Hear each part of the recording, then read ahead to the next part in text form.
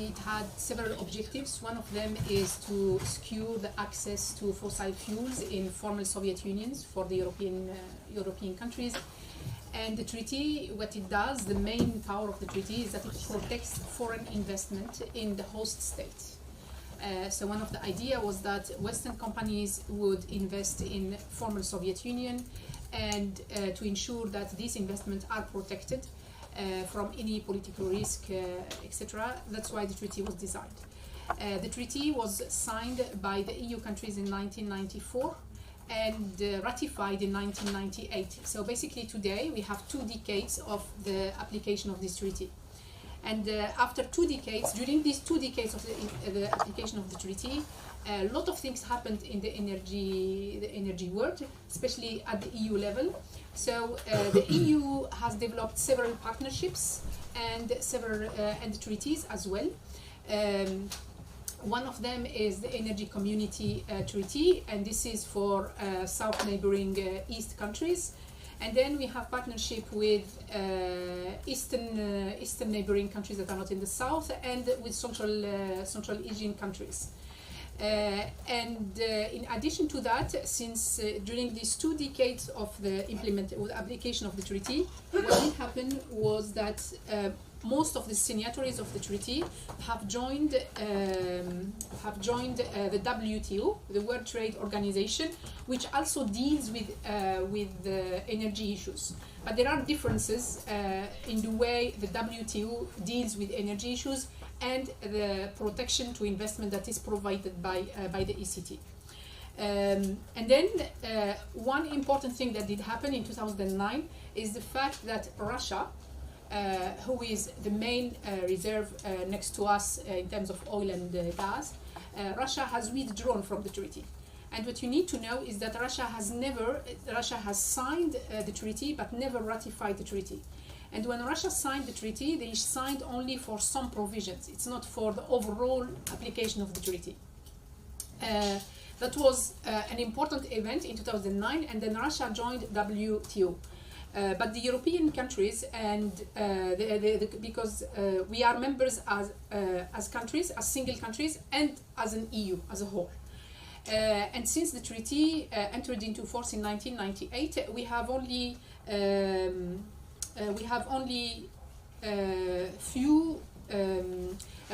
10 countries who have joined the treaty, and among these 10 we have 2 EU countries, and it's recently we had 2 Arab countries, but they are not very important from energy perspective, Jordan and Yemen.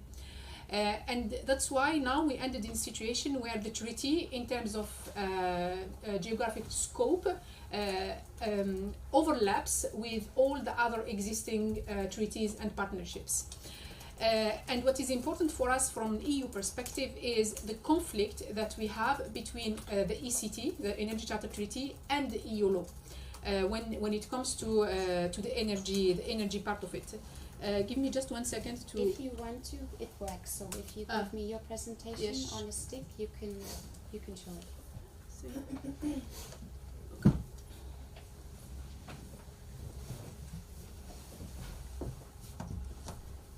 Okay. So among and then the treaty includes, so the main thing in the treaty is the protection of fossil fuels, but then the treaty includes provisions on energy efficiency, for example.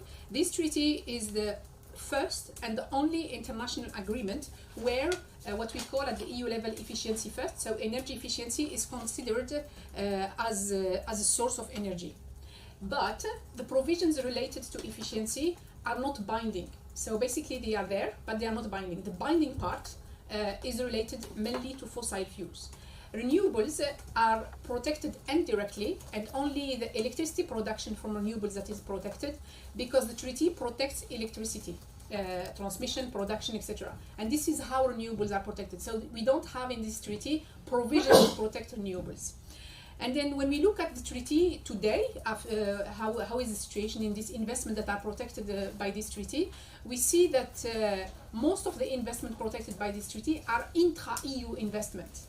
So this means that all this investment fell under the EU law, and at the same time they fell under the ECT regime. Why this point is important? It's because the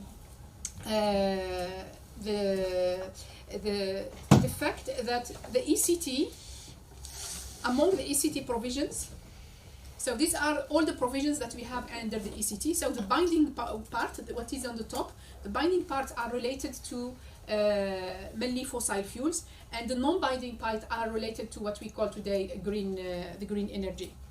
And then this is the overlap of the ECT, all the treaties and partnerships with whom ECT overlaps. And what we see that for us as Europeans, the ECT could be the only countries with whom we don't have another treaty or another partnership are Australia, Afghanistan, Jordan, Mongolia, and Yemen. And all other members of the ECT are we already have partnerships or treaties with them. What is important in this, when you look at the overall countries, signatories of the ECT, from climate perspective, most of them lack climate ambition. So this is to show that all what is in red are the countries that are signatories of the ECT, which do not have at all, there is almost no debate on carbon neutrality target, for example. And then we see that those who have the carbon neutrality target already in law or there is debate on it are European countries, so the EU and EEA countries. And the other specific feature of ECT signatories is that some of the countries, they make the fossil fuel revenues in these countries are very important for their economies. So when you have a country who is making, who has the contribution of fossil fuel revenues is more than 1% of GDP, so it's already important. But for some of them, it goes up to 10% of GDP. So these countries, asking these countries to not protect any more fossil fuels seems a little bit unrealistic, actually. And when you look at the investment that are today protected by the ECT, we see that most of them are, more than 60% are intra-ECT signatories, and within these intra-ECT signatories, as I said, most of them are intra-EU, so they fell under the EU law. The fact that they fell at the same time under the two regimes is very important because under the ECT, if government changes the law, if your investment is no longer protected, or if your expected revenues from the investment cannot be met because of changes in the regulation in the host state, so you can sue a government in international arbitration, so in private arbitration. So this means, and this is where we are today. We have several ISDS cases that are against EU countries, and most of them are between EU investors and EU countries. And this is where we have the conflict today between the ECT and the EU countries. And when you look at the investment that are protected by the ECT today, so most of them are fossil fuels because the ECT includes clear list of the products that are to protect under this regime. And this list is fossil fuels, nuclear, and electric energy. The other important point is what the ECT means in terms of carbon emissions. So basically, by protecting fossil fuels, we clearly protect carbon emissions. And for the last 20 years, or the 2 decades of the application of the ECT, the emissions, the overall emissions that are protected by this treaty are almost double of the EU remaining carbon budget. So we have already protected, we have, given that most of these investments are in the EU, this means that we have already used our carbon budget, and it is protected by the ECT rules. For the future, currently there is discussion between ECT signatories about modernizing the treaty, and there are 3 possible options to modernize it. One of them is that we don't change anything, given the constituency of the treaty, etc. So we just stay, we keep everything as it is. The other option is what we call trade-driven scenario. In the trade-driven scenario, some of the countries signatories of the treaty, they proposed to have to include, for example, the right to regulate for countries, but this does not mean that countries will not anymore be sued at international arbitration. However, they can change a little bit their regulations, but there is no requirement to phase out the protection of fossil fuels in the trade scenario. And then there is another scenario, which is the scenario that would align the ECT with the Paris Climate Agreement. And in this case, if we are to align the treaty with the Paris Climate Agreement, this means we need to phase out completely the protection to fossil fuels. But this is unlikely to happen, given the constituency of the treaty. So in the non-change scenario, if nothing happens, the negotiations should start in November this year. This means that by 2050, the cumulative emissions due to the treaty that are protected by the treaty will be almost 5 times the remaining EU carbon budget. And in the trade scenario, which some countries consider that is a little bit better, even in this scenario as well, they will be almost 3 times the EU remaining carbon budget. And if we go for the Paris Agreement scenario, so aligning the treaty with the Paris Agreement scenario, in this case, the only emissions that would be protected by 2050 by the treaty are those which we have already protected, which are already almost double of the EU remaining carbon budget. In practice, what is going to the options? Which of the options could happen? In practice, the ECT rules say that any amendment to the treaty must be voted. We need unanimity vote of all the signatories for any amendment of the treaty. And if you remember, the climate ambition of the ECT members is not at this level. So it is unlikely that we could reform this treaty to align it with the Paris Agreement. What that means, it means that the treaty will continue to lock signatories in carbon, and this locking it has a very high cost for the taxpayers, because if we would like to get out of this locking, if we would like to change our regulations, our governments will be sued, and we will have to pay a lot of money, billions of euros sometimes. And the other important point to keep in mind is that Europe's carbon neutrality target must be achieved earlier than 2050, and the treaty does not allow us, so it's a real barrier to that. Therefore, the treaty, instead of starting negotiations, which are going to be for sure endless negotiations, you need to keep in mind that when they negotiated the first version, the current version of the treaty, it took them 3 years, between 1991 and 1994. And at that time, the world was fossil fuel focused, so it was, I think, easier than today. Today, it will be, given the constituency of the treaty, it will take us several years. And during all this time, we will continue to protect carbon in our countries with this treaty. So that's why it's really, it does not make any sense to start any negotiation of the treaty. What the EU countries should do, but they should do it collectively and with the European Commission, with the EU, is to withdraw from the treaty. But you have to keep in mind that even by withdrawing today from the treaty protection still apply 20 years more. So all the investment that have been, if we withdraw in 2019, let's say, so all the investment in our countries before 2019 will be protected 20 years more. This means that we still have the risk to be sued at international arbitration for the protection, for the investment that we already protected. And instead of protecting investment in fossil fuels, the EU should start negotiations, or thinking and start negotiations on the treaty, on completely different treaty that would be treaty to stop the proliferation of fossil fuels. And we already have a model with the nuclear non-proliferation of nuclear treaty. Thank you. Okay, thank you, Yamina. There's a lot of information. You can also find it in the report, which is at the desk at the front. I would like to open the floor for questions from journalists. Is there any? I just want to ask, on the third option to modernize, would the idea be that protection just for fossil fuels would be phased out, but there could still be protection for maybe renewable energy or energy efficiency projects? Yes, the idea would be to shift from fossil fuel protection to energy services and energy sources of the 21st century. But there is another issue. In this treaty, we have 2 issues. We have the energy products that are protected, which are fossil fuels, and we have the issue of ISDS.